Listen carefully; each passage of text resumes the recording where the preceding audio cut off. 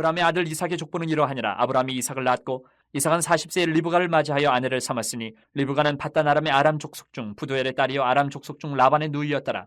이삭이 그의 아내가 임신하지 못하므로 그를 위하여 여호와께 간구하며 여호와께서 그의 간구를 들으셨으므로 그의 아내 리브가가 임신하였더니 그 아들들이 그의 태 속에서 서로 싸우는지라.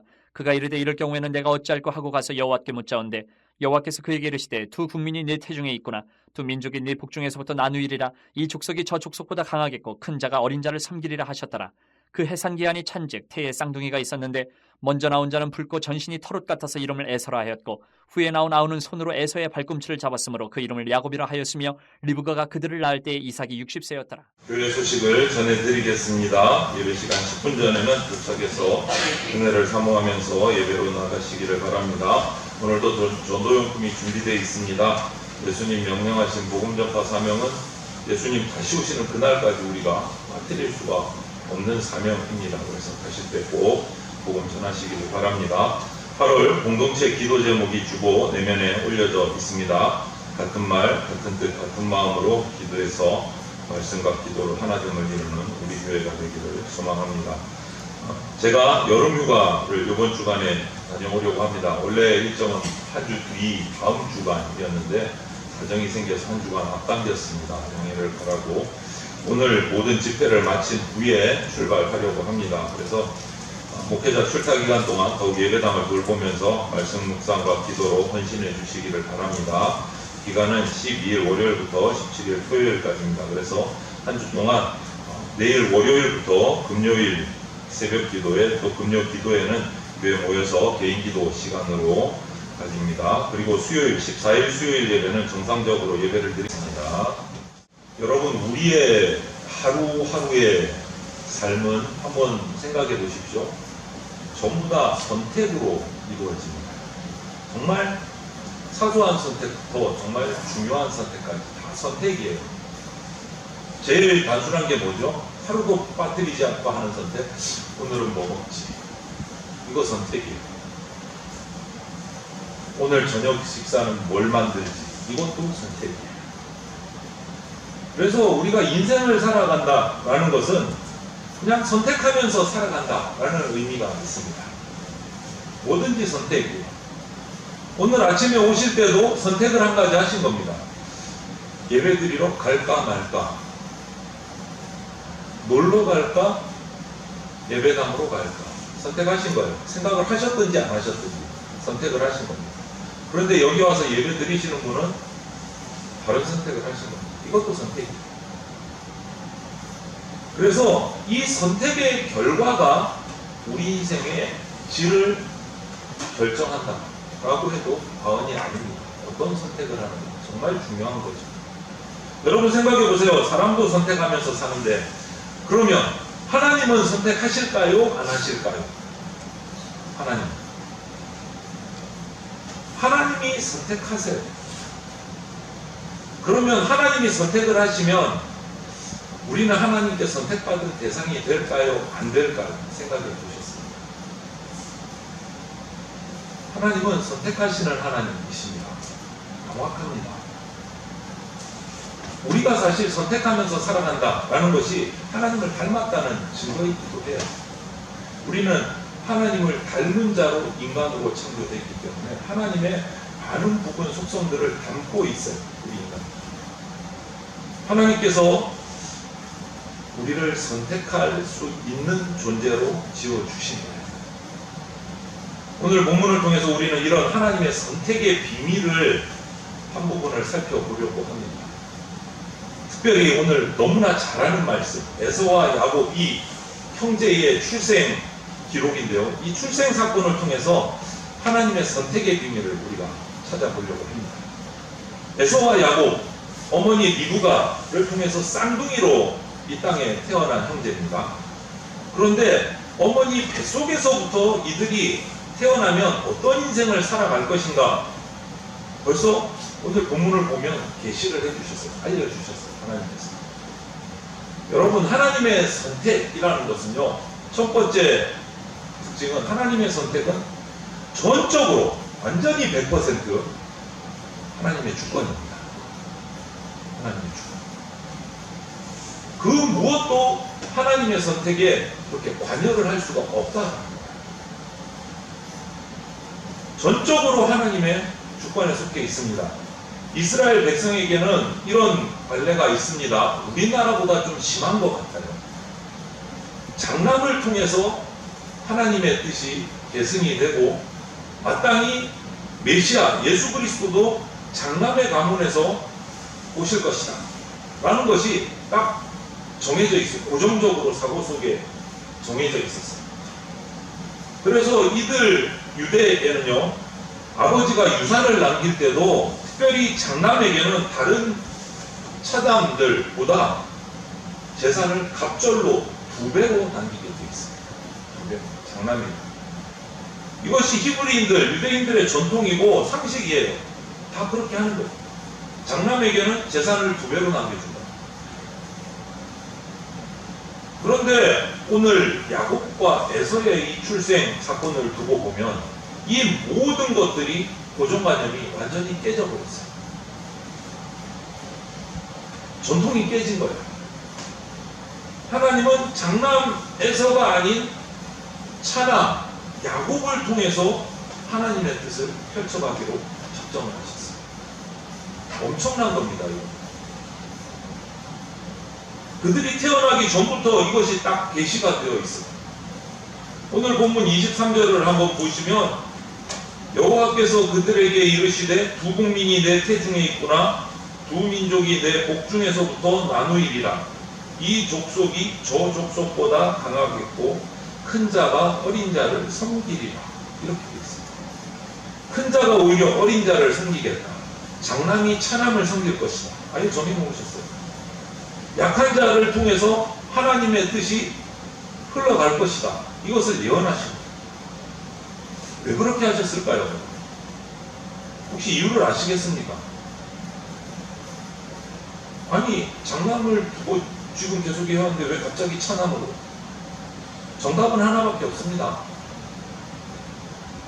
요즘 우리말로 하면 하나님이 그렇게 하고 싶으셨습니다.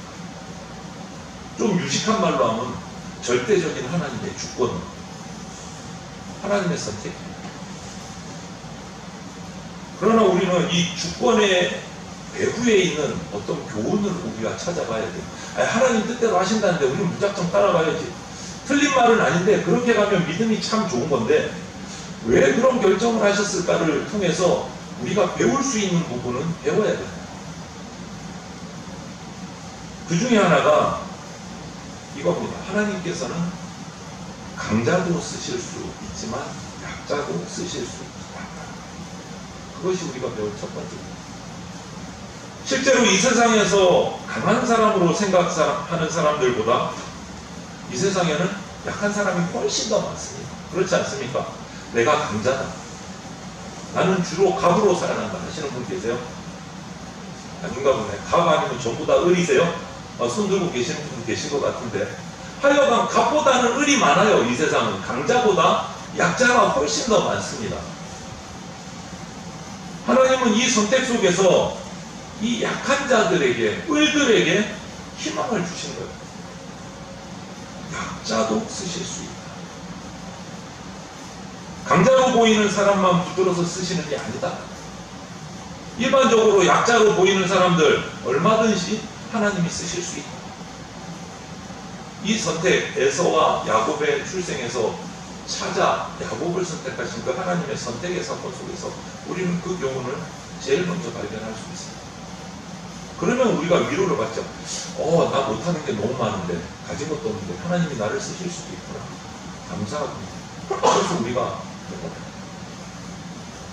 이 교훈을 오늘 이 창세기 본문뿐만 아니고 고린도 전서에서도 확인을 할 수가 있어요. 고린도 전서 1장 26절을 보십시오. 한번 여러분. 한번 읽어볼까요? 시작. 형제들아 너희를 부르심을 보라. 지혜로운 자가 많지 아니하며 능한 자가 많지 아니하며 문벌 좋은 자가 많지 아니하도다. 하나님께서 쓰시는 사람들이 뜻밖에도 지혜로운 자가 많지 않다는 거예요. 지혜로운 자 골라서 쓰실 것 같은데 사실 그렇지 않다.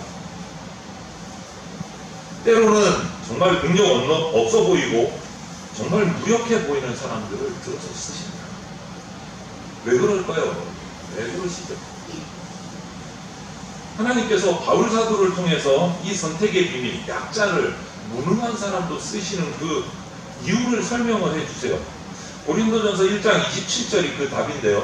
한번 보십시오. 같이 읽어볼까요? 그러나 하나님께서 세상에 미련한 것들을 택하사 지혜 있는 자들을 부끄럽게 하시려고 세상에 약한 것들을 택하사 강한 것들을 부끄럽게 하려 하시며, 이게 하나님이 주신 설명이에요. 약자를, 무능한 자를 쓰시는 이유. 지혜로운 사람들을 깜짝 놀라게 하시고 강한 사람들을 부끄럽게 하시고, 너희들 갑이라고 큰 소리 치지 마라. 겸손하라. 너희들 가졌다고 뻐기지 마라. 그게 다가 아니다. 이걸 가르쳐 주시다. 이어지는 이 28절, 29절을 보면 가장 중요한 이유가 나옵니다. 여러분 한번 보십시오. 같이 읽어볼까요? 하나님께서 세상에 천한 것들과 멸시받는 것들과 없는 것들을 택하사 있는 것들을 폐하려 하시나니 이는 아무 육체도 하나님 앞에서 자랑하지 못하게 하려 하심이라. 이거예요. 여러분, 지혜로운 사람이 하나님 일을 잘하면, 교회 안에서도 그래요. 하나님 일을 잘하면, 정말 똑똑한 사람이, 공부 많이 하는 사람이 하나님 일을 잘하면 우리는 뭐라고 평가합니까? 그 사람 원래 재능도 있고 잘해. 이렇게 평가해요. 그런데 전혀 그렇지 않을 것 같은 사람, 일 못할 것 같은 사람이, 기도 못할 것 같은 사람이, 힘 없는 사람이 잘하면 어떤 반응이 나와요? 여러분 어떻게 판단하십니까? 주로 이런 반응이 나와요. 와, 하나님이 하시는구나. 저 사람은 힘 없다는 거예요. 하나님이 하시는구나. 저 사람을 통해서. 이런 반응이 나와요. 아무도 하나님 앞에 자랑할 육체가 없도록 하나님은 선택하십니다. 그것이 첫 번째 선택이에요. 전적인 하나님의 주권. 두 번째는, 선택하신 두 번째 이유는 선택한 자를 칭찬과 영광과 존귀를 얻는 그러한 복된 합당한 당신의 백성으로 삼으시려고 선택하십니다. 그건 축복이에요. 이 선택. 우리가 선택받았다, 하나님의 자녀로 구원받았다 라는 것은요, 여러분 엄청난 특권이에요. 감사의 제목입니다. 저와 여러분이 이 자리에 선택받아서 하나님을 예배하고 있다는 것은 어마어마한 특권입니다. 왜? 하나님이 축복하려고 선택하신 거예요. 그런데 여기서 끝나면 안 됩니다, 여러분. 이 하나님의 선택의 특권을 그냥 내가 받을 걸로만 생각하면 안 돼요. 하나님이 선택하셨을 때는 언제나 책임이 있다. 책임을 수행하는 과정에서 어려움도 따른다는 사실을 우리는 잊지 말아야 돼요. 그분께서 왜 선택하셨을까? 나를 통해서 하시고자 하는 일이 있어서 선택하신 겁니다. 그리고 축복해 주십니다. 그래서 인생은 어떤 의미에서 보면 공평한 거라고 말할 수 있어요. 이삭과 리브가가 처음에 오늘 본문을 보면 쌍둥이를 가졌다는 사실을 알았을 때 얼마나 기뻤을까요? 오랫동안 아이를 갖지 못했어요. 결혼을 한 이후로 이삭과 리브가가. 그런데 오랜 기간이 지나고 나서 한꺼번에 쌍둥이 두 아들을 얻었어요. 얼마나 기뻤겠습니까? 정말 특권이죠. 감사한 거죠. 그런데 이것이 축복이고 특권인 것은 틀림이 없는데, 그냥 마냥 기뻐할 만한 기뻐만 해서는 안 된다. 그들을 주시고 쌍둥이를 주시고 하나님이 동시에 오늘 본문에 말씀하셨어요. 계시를 하셨어요. 오늘 본문 성경에 22절과 23절을 한번 보십시오. 여러분 성경을 펼쳐주시고, 그 아들들이 그의 태 속에서 서로 싸우는지라 그가 이르되 이럴 경우에는 내가 어찌할꼬 하고 가서 여호와께 묻자온대 여호와께서 그에게 이르시되 두 국민이 내 태중에 있구나. 두 민족이 내 복중에서부터 나누이리로다. 이렇게 말씀하셨어요. 뱃속에서, 엄마 뱃속에서부터 이 형제가 싸움이 일어났어요. 세상에 나오지도 않았는데, 그리고 그것으로 끝나는 것이 아니라 오늘 하나님 말씀을 하나님 앞에 물어보니까 이렇게 말씀하세요. 두 형제가 갈등이 생겨서 앞으로 두 민족으로 나눠질 거다 라고 말씀을 예언을 해주시요. 그들이 어떤 나라가 됩니까? 한 형제는 이스라엘이 되고 한 형제는 에돔이라는 나라가 됩니다. 역사 속에서. 여기에서 우리는 하나님 앞에 궁금한 게 생겨요. 묻지 않을 수가 없어요. 아니 왜 그래요 하나님? 왜 하필이면 이렇게 계획을 세우셨어요? 아니 사이좋게 나오면 좋은데 왜 뱃속에서부터 싸우고 나와서 또 두 나라로 갈라집니까? 정답이요? 아무리 성경을 봐도 목사인 저도 모르겠습니다. 왜 이렇게 하셨는지. 두 나라가 나뉜 건 맞고 이스라엘이 되고 에돔이 된 거는 하나님 말씀대로 이루어진 거는 확인이 되는데 왜 이렇게 하셨는지는 모르겠어요. 하나님의 주권이에요. 우리가 깨닫지 못하는 하나님의 계획이 있으신 거예요. 그것도 하나님만 아시는 이유 때문에 하나님이 이렇게 허용하신 거예요. 이 분열, 이 분쟁을 통해서 이루어져야 할 하나님의 어떤 경륜과 섭리와 계획하심이 있기 때문에 하나님이 이 형제들에게 이렇게 허락하신 거예요. 하나님의 선택이에요. 이것을 가지고 우리가 왈가왈부할 수가 없는 겁니다. 이것을 우리는 하나님의 주권이라고 이야기하는 거예요. 그렇기 때문에 우리가 하나님의 선택을 받았다고 해서 혹은 또 기도해가지고 기도응답을 받았다고 해서 그 사실만 가지고 그냥 마냥 이제부터 모든 것이 잘 될 거야, 형통할 거야 이렇게 기대해서는 안 됩니다. 선택은요, 하나님께 선택받는 그 순간부터 기쁨이고 감사이고 플러스 거기에 이어서 책임과 긴장과 기대가 있어요. 기도응답 받아서 전부 다 잘 될 거야 이걸로 끝나면 나중에 하나님을 원망하는 어리석은 행동이 나올 수 있습니다.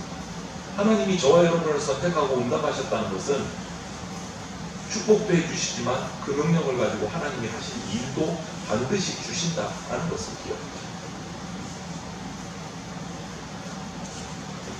그래서 우리에게 응답하고 축복하실 때는 우리에게 기대하시는 것이 있다라는 생각을 해야 됩니다. 감사와 기쁨을 넘어서 그 기대를 가지고 하나님 나를 통해서 무슨 일을 하시려고 하십니까? 이 기도가 그 다음 기도다.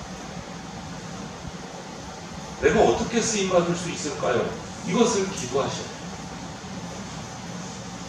이것이 어떻게 보면 더 중요합니다. 사실 이스라엘의 민족의 역사 전체가 그것을 얘기해주고 있어요. 이 성경책이 이스라엘의 역사책입니다. 그 역사를 살펴보면 이 모든 것이 나타나요. 이스라엘 민족이 갖는 최대의 자부심은 뭡니까? 긍지는 우리는 하나님께 선택받은 민족. 이거예요. 선민사상, 선민의식. 이스라엘에 지금도 그래요. 오늘날도 이스라엘에 가면 얼마나 그게 투철한지 몰라요. 우리는 하나님께 선택받은 민족이고 너희는 선택 못 받았어. 이거예요. 유대인들. 지금도 그대로 이어져요. 정말 자부심이 철저해요.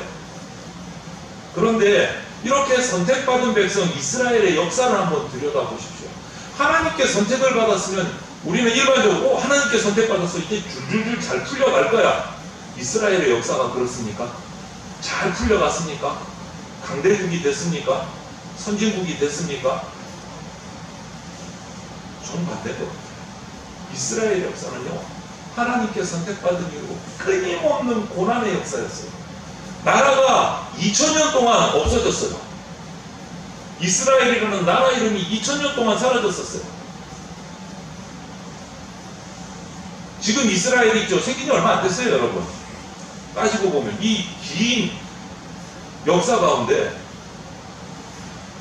몇 년 안 됐어요. 이스라엘 나라가 제대로 생긴 지. 나라가 없어진 기간이 훨씬 더 많은 나라가 이스라엘이에요. 하나님의 선택받은 민족이 왜 그랬을까요? 이 엄청난. 우리나라 몇 년 나라 없어졌죠? 일본에 36년. 명함을 못 내밀어요. 이스라엘 앞에서. 하나님은 왜 선택해놓고 이렇게 힘들게 하셨습니까? 그게 이제 궁금하지 않습니까? 왜 고난 주시는 거죠? 선택해놓고. 왜 나를 구원해 주시고 이렇게 힘들게 만들죠? 우리 가정을, 나를, 우리 자녀들을 왜 이렇게 힘들게 만들죠? 이런 거하고 똑같은 거죠. 그러려면 부르지나 마시지. 내 마음대로 살게. 이런 원망이 나올 수 있어요. 고난에도 불구하고 이 이스라엘 민족을 통해서 이루어야 할 하나님의 뜻이 있기 때문에 선택하십니다. 여러분, 선택은 만사형통이 아닙니다. 반드시 책임이 따르고 고난도 따릅니다. 그래서 이스라엘 민족은 지독한 고난을 당하지만 그 고난 가운데서도 우리는 제일 똑똑한 민족, 그러면 엄지손가락으로 어느 민족을 꼽습니까? 유대인들. 누구나 성경을 알든 모르든 제일 똑똑한 민족, 노벨상을 제일 반이나 휩쓸어간 민족, 누구? 이스라엘, 유대인. 손꼽아요. 고난 중에도 우수한 민족이 있어요. 이 민족을 통해서 이스라엘 그 나라뿐만 아니라 전 세계에 놀라운 지도자들이 배출됐어요. 그 작은 민족들 가운데서 하나님의 뜻이 이루어지고 있어요. 우리는 역사를 통해서 그것을 찾아볼 수 있습니다. 객관적으로. 그 고통 속에서도 하나님이 이들을 택하셨고 이들을 통해서 하시는 일들을 발견하게 됩니다. 어떤 의미에서 보면 저와 여러분들, 우리 기독교인, 그리스도인들은요, 영적으로 택함받은 영적인 이스라엘 백성들이라고 표현할 수 있어요. 이제는 기쁘기만 하시지 않죠. 영적으로 선택받은 이스라엘 민족이다. 그러니까 이제 뭐가 걱정되십니까? 선택받은 건 좋은데 이스라엘처럼 빡세게 고난을 주시면 내가 어떻게 버틸까? 우리가 그리스도인이 되었다고 해서 평통한 삶만 전개되는 거 아닙니다. 그리스도인이기 때문에 받아야 될 고난도 우리에게 있습니다. 어려움도 있습니다. 그러나 사도 베드로는 그 고난이 오래 계속되는 고난이 아니고 잠깐의 근심이다. 그리고는 마침내 기쁨을 가져온다. 기쁨을 가져오기 위한 잠깐의 시련이다. 라고 말하고 있어요. 어떤 의미의 시련인가? 베드로전서 1장 7절을 보면 이렇게 말씀해요. 같이 한번 읽어볼까요? 너희 믿음의 확실함은 불로 연단하여도 없어질 금보다 더 귀하여 예수 그리스도께서 나타나실 때에 칭찬과 영광과 존귀를 얻게 하실 것이니라. 이것이 선택하신 하나님의 진짜 이유예요. 그냥 고통만 주시는 게 아니고 그것을 통해서 선택받은 자는 무엇을 얻게 하려고? 칭찬과 영광과 존귀를 얻게 하시는 것이 진짜 하나님이 선택하신 목적입니다. 어느 날 우리가 하나님 앞에 섰을 때 우리가 이 선택받은 자의 고난을 잘 이겨내고 거쳐가시면 하나님 앞에 섰을 때 칭찬과 영광과 존귀를 얻기 합당한 자가 되게 해주신다. 아멘이십니까? 아멘. 이 고난을 통해서 저와 여러분을 어떻게 하신다고요? 비전하신다. 쓰기 좋은 그릇으로 만들어 가시다. 그래서 고난이 허용돼요. 그냥 진흙덩이가 아니고 하나님의 그 빚는 그 고난을 통해서 아주 하나님 손에 딱 맞는 그릇으로 만들어져 가는 과정이에요. 선택은 바로 이런 고난을 수반하는 선택이다. 하지만 그 끝에는 무엇이 있다? 칭찬과 영광과 존귀가 있다. 이것을 기억하시고 기대하시기를 바랍니다. 한 가지 더 하나님이 우리를 선택하시는 이유는요, 성경 말씀 그대로 얘기합니다. 버러지가 보배 달게 하려고 선택하신 겁니다. 기분이 조금 더러우십니까? 더럽습니까? 내가 버러지라고. 성경 말씀을 한번 읽어보면 제 말이 아닙니다. 태어날 야곱에 대해서 하나님께서 어떤 사실을 계시하는가 보면 보십시오. 본문 오늘 25장 26절을 한번 찾아보시면 손으로 에서의 발꿈치를 잡았으므로 그 이름을 야곱이라 하였으며, 이렇게 야곱의 이름의 의미를 말씀해 주셨어요. 쌍둥이지만 두 번째로 나온 아우의 이름을 야곱이라고 지으셨어요. 왜 그랬습니까? 형 에서의 발꿈치를 잡고 나왔기 때문에 야곱이라고 지으래요. 발꿈치를 잡은 사람이라는 뜻이에요. 이름이 참 희한합니다. 그죠? 하필이면 발꿈치를 잡은 사람.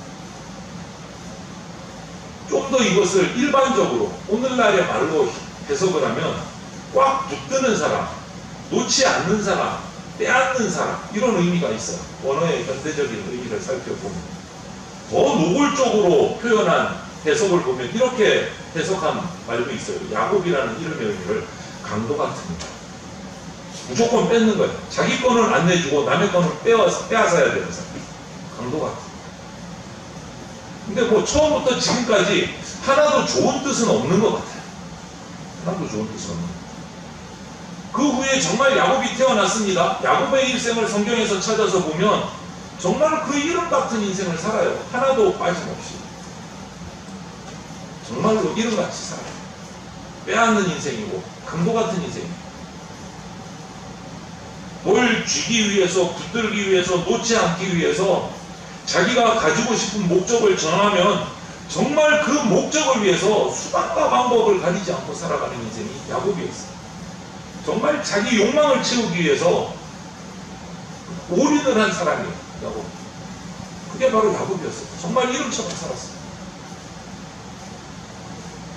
그런데 왜 이런 이름을 주셨을까? 하필이면 좀 긍정적이고 좋은 이름 주시지. 그리고 또 이런 이름을 주고 이런 인생을 살 것을 아시면서도 왜 하필이면 이런 사람을 선택하셨을까? 형 놔두고 그것도 차자를 선택하시면서, 차자가 성실한 것도 아니고 착한 것도 아니고 이 못난 사람을 왜 하필이면 야곱을 선택하셨을까? 하나님은 야곱을 너무너무 잘 아셨어요. 야곱이 앞으로 태어나서 이 세상을 살아가면서 얼마나 자기 욕심 때문에, 자기 욕망 때문에 몸부림치면서 살아가야 하는 건지 그것도 하나님은 다 아셨어요. 다 아시면서도 야곱을 선택하셨습니다. 나 너 잘 알고 선택했다, 모르고 선택한 거 아니야. 네가 얼마나 욕심이 많은지. 근데 말이야, 이제 너 내가 선택했으니까 바뀌어야 돼. 이것이 하나님의 말씀입니다. 저는 이것이 야곱을 선택하신, 하나님이 선택하신 선택의 메시지라고 생각합니다. 내 모든 욕심, 내 모든 부조리함, 부족함, 연약함 아시면서도 나를 선택하신 하나님이십니다. 하나님이 실수하신 것일까요? 하나님 실수하는 분 맞습니까? 하나님은 실수하지 않으십니다. 절대로. 그런 하나님이 못난 나를 선택하셨어요. 못난 야곱을 선택하셨어요. 실수예요? 아니요. 하나님의 큰 계획이 있습니다. 무슨 계획이요? 못난 야곱을 바꾸실 계획이요. 부족한 저와 여러분을 변화시키실 계획을 가지고 선택하십니다. 따라서 야곱은 이제부터 변화가 시작돼요. 하나님의 선택은 변화의 시작입니다. 야곱이 그래서 그 이후로 성경의 기록들을 보면 얻은 별명이 두 가지가 성경에 나옵니다. 야곱의 별명 두 가지가 나와요. 그 하나가 이사야서 41장 14절에 이런 말씀이 나옵니다. 읽어보십시오. 버러지 같은 너 야곱아. 제가 욕한 거 아닙니다. 버러지라고 불렀어요. 진짜로 하나님. 버러지 같은 너 야곱아. 버러지 같은 현철아 부르신 거예요.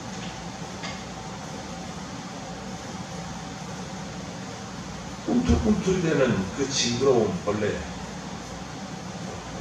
야곱을 그렇게 부르셨어요. 그리고 또 하나의 별명이 나와요. 혹시 기억나십니까? 야곱의 이름을 뭐라고 바꿔주셨을까요? 이스라엘.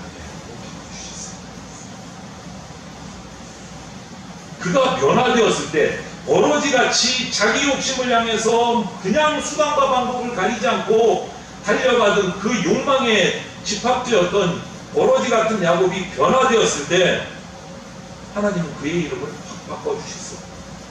버러지 야곱에서 뭐고요? 이스라엘. 이스라엘의 뜻이 혹시 뭔지 들어보셨어요? 이스라엘의 뜻은 모르셨죠? 하나님의 왕자. 하나님의 왕자. 이 두 개의 별명을 놓고 비교를 해보면 야곱의 운명이 확 나타나요. 버러지가 왕자가 되기까지 하나님이 선택하신. 버러지 같은 야곱을 선택하신 이유는 이 버러지를 왕자로 변화시키기 위해서 선택하신 거예요. 버러지를 공주로 변화시키려고 우리를 선택하신 거예요. 여러분, 버러지가 어떻게 왕자로 변하고 어떻게 공주로 변하는지를 주목해서 보십시오. 이것이 우리 그리스도인의 정말 기가 막힌 드라마입니다. 드라마도 이런 드라마가 없습니다. 요한복음 15장 16절에 그 선택 이유를 설명하는 대목에서 예수님께서 이런 말씀을 하신 적이 있습니다. 한번 같이 읽어보겠습니다. 너희가 나를 택한 것이 아니요 내가 너희를 택하여 세웠나니 이는 너희로 가서 열매를 맺게 하고. 여러분이 하나님을 택한 것 아닙니다. 하나님이 여러분을 택하셨습니다. 그리고 여러분을 통해서 열매를 맺게 하시려고 합니다. 하나님께서 기뻐하시는 그 인격적인 풍성함을 나타내는 열매를 맺도록 선택을 하신 거예요. 저와 여러분을. 야곱도 그래서 선택된 거예요.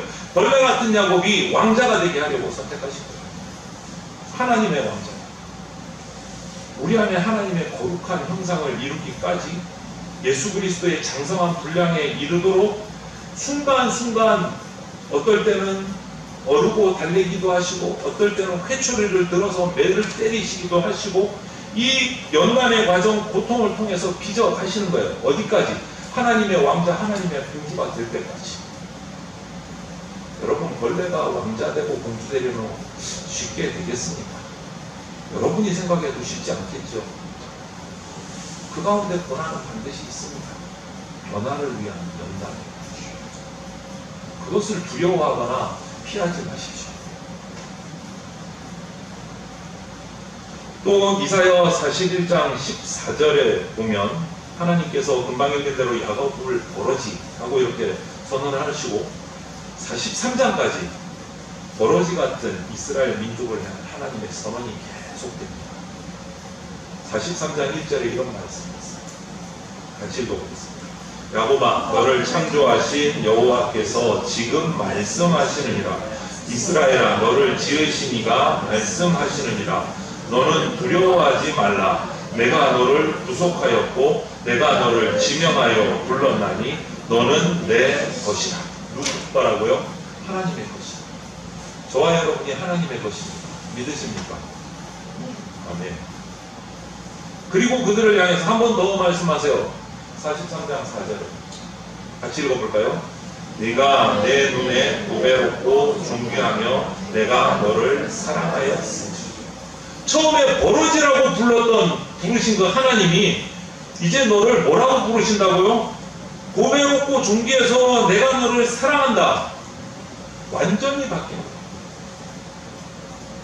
그러려고 선택하신 거예요. 야곱을, 저와 여러분을 보배처럼 만들려고 선택하신 거예요. 그런데 그 버러지가 보배가 되기 위해서는 그냥 대충 되는 게 아니에요. 그 과정이 있어요. 반드시 통과해야 될 과정. 그 과정을 43장 2절에 이렇게 같이 읽어보겠습니다. 내가 물 가운데로 지날 때에 내가 너와 함께 할 것이라. 강을 건널 때에 물이 너를 침몰하지 못할 것이며 내가 불 가운데로 지날 때에 타지도 아니할 것이요 불꽃이 너를 사르지도 못하리니. 고난의 과정을 겪어서 형통하게 하시고 벌레가 오배되게 하시는데 고난의 과정을 주시는데 어떻게 하신다고요? 내버려 두신다고요? 아니요. 함께 하리. 고난의 과정을 함께 하리. 내가 너를 지켜주겠다 말씀하십니다. 우리로 하여금 파도도 경험하게 하시고 풍랑도 겪게 하시고 뜨거운 불 속에도 지나가게 하십니다, 여러분.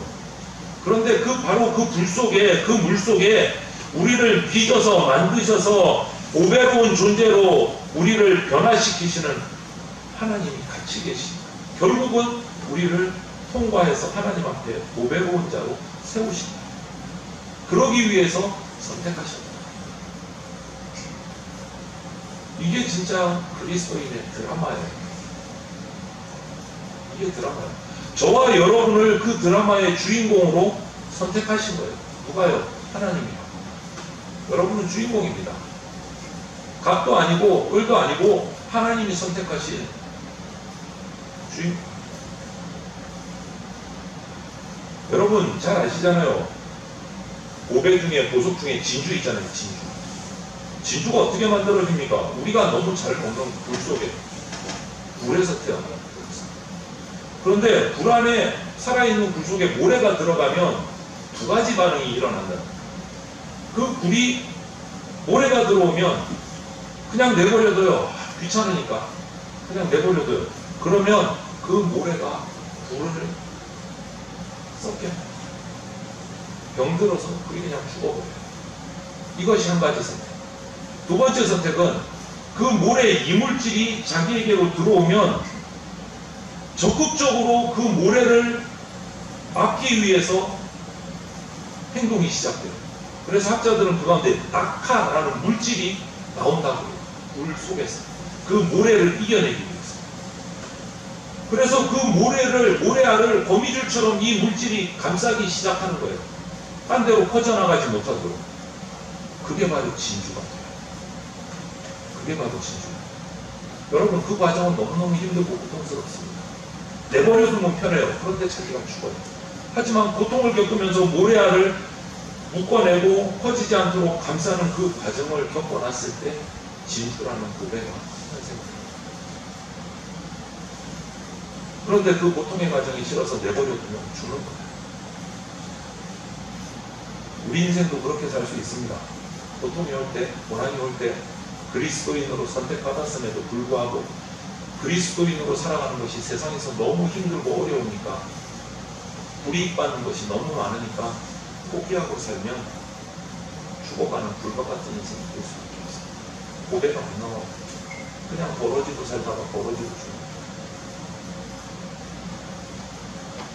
하지만 고통이 있어도 하나님 앞에서 하나님의 뜻을 묻고 그 뜻에 자신의 뜻을 맞추고 순종하면서 하나님이 주시는 그 고난을 오히려 기쁘게 받아들이고 하나님의 뜻에 집중하면서 당장 지금 손해를 볼지라도 당장 지금 불이익을 받을지라도 하나님 앞에서 서 있으면 벌레 같은 저와 여러분의 인생이 마지막 주 앞에 설 때는 칭찬과 존귀와 영광을 받는 합당한 고배로 서게 되는 인생이 되는 겁니다. 그렇게 하려고 저와 여러분을 선택해서 오늘 이 자리에 예배하게 하십니다. 나를 향한 아버지의 부르심이 무엇인지를 잘 묵상하십시오. 나를 왜 선택하셨을까? 부족한 나를 존귀하고 고배로운 자로 만들려고 선택하셨습니다. 하나님의 선택을 깨달으시기를 바랍니다. 그리고 하나님 아버지의 선택이 내 변화의 시작이다. 내 거룩함의 시작이다. 이것을 믿고 앞으로 이 선택으로 말미암아 닥쳐올 고난들을 내가 5배가 되기 위한 고난임을 알고 용감하게 맞닥뜨리십시오. 하나님이 함께 하신다고 약속하셨습니다. 하나님 앞에서 이 고난을 다 겪고 정말 아름다운 고배로운 자로 내가 사랑한다 라는 고백을 하나님으로부터 받는 그러한 아름다운 고배로 우뚝 서는 저와 여러분들이 다 되시기를 주님의 이름으로 축원을 드립니다. 아멘. 함께 기도드리겠습니다. 사랑이 많으신 하나님 감사합니다. 오늘도 우리들이 주님 앞에 예배했습니다. 우리가 예배하고자 나의 선택으로 나온 것 아니고 하나님이 나를 선택하셨고 하나님의 자녀 삼아 주셨기에 벌레 같은 내가 주님 앞에 나와 예배할 수 있었음을 고백합니다. 주님 감사합니다. 우리를 선택하여 주셔서 벌레 같은 인생을 고배로운 인생으로 변화시켜 가심을 감사를 드립니다. 그 과정이 힘들고 어려울지라도 이겨낼 수 있는 힘과 능력조차도 우리에게 주실 줄로 믿습니다. 그 하나님의 약속 붙들고 하나님의 칭찬과 영광을 받기에 합당한 고배로운 삶을 살아가는 주의 백성 되게 하여 주시옵소서. 감사드리며 예수 그리스도의 이름으로 기도드립니다. 아멘. 기도드리겠습니다. 주 예수 그리스도의 피 묻은 십자가 은혜와 독생자를 보내주신 하나님 아버지의 그 크신 사랑과 지금 이 순간에도 역사하고 계시는 성령님의 보호 인도하심이 영원히 죽을 수밖에 없는 버러지 같은 나를 칭찬과 영광과 존귀를 얻는 고배로 바꾸시려고 주님의 뜻대로 선택하여 주신 한없는 은혜를 기억하며 감격하며 감사하는 대전장로교회 성도들과 모든 주의 백성들 머리 위에 영원토록 함께 있을지어다. 아멘.